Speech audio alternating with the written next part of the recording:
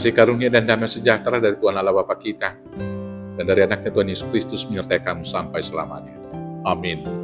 Selamat pagi saudaraku, selamat beraktivitas.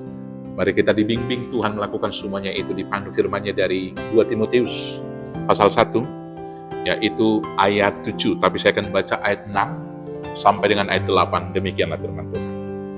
Karena itulah kuperingatkan engkau untuk mengobarkan karunia Allah yang ada padamu oleh penumpangan tanganku atasmu.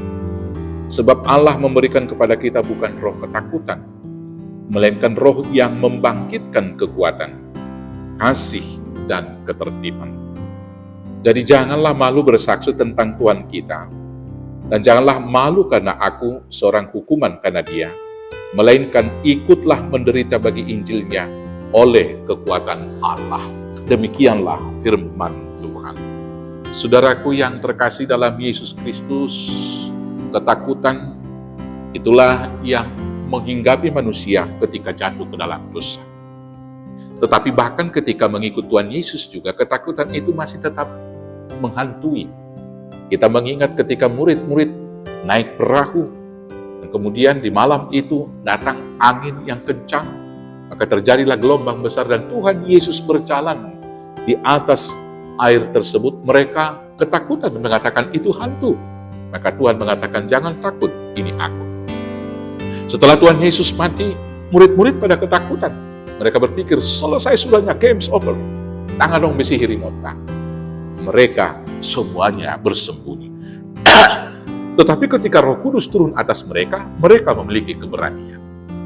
Demikian juga kepada Timotius di sini. Paulus mengatakan kepada dia, supaya dia jangan takut untuk memberitakan Injil. Dan memang jelas-jelas, dari awal juga Tuhan Yesus sudah mengatakan, aku mengutus kamu seperti domba ke tengah serigala. Bahwa ketika kita memberitakan Injil, kesulitan, tantangan, dan juga mungkin hambatan-hambatan, bahkan penganiayaan harus kita hadapi. Tapi dalam hal yang demikian ada juga janji yang indah dari Tuhan. Aku akan menyertai kamu senantiasa sampai kepada akhir zaman. Secara khusus dalam teks khotbah kita pada pagi ini, disinilah Rasul Paulus menasehati Timotius, anak rohani, anak didiknya di sini. Dia mengingatkan bahwa dia sudah menerima karunia dari Tuhan dengan penumpangan tangannya.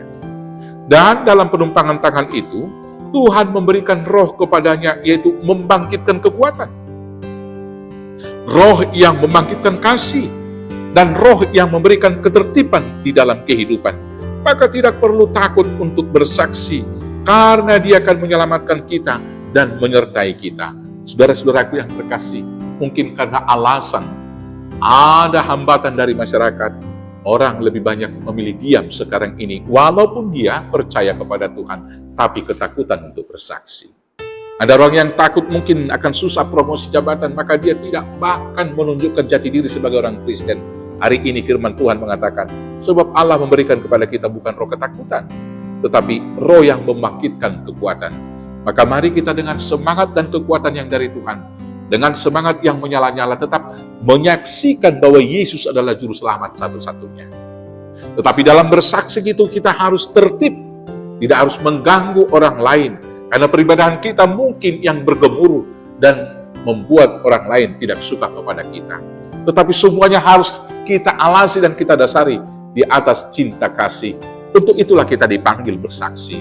Dengan sentuhan-sentuhan kasih, orang akan merasakan dan melihat surat Injil Kristus yang terbuka itu. Selamat bersaksi, Tuhan Yesus memberkati. Amin. Kita bersatu dalam Tuhan. Terima kasih Bapa yang baik, kuatkan mampukan kami senantiasa bersaksi dengan kuasa dan kekuatan yang dari Roh Kudus. Di dalam Yesus Kristus Tuhan Juru Selamat kami yang hidup. Amin. Selamat beraktivitas, selamat bersaksi. Tuhan Yesus memberkati. Horas, horas, horas.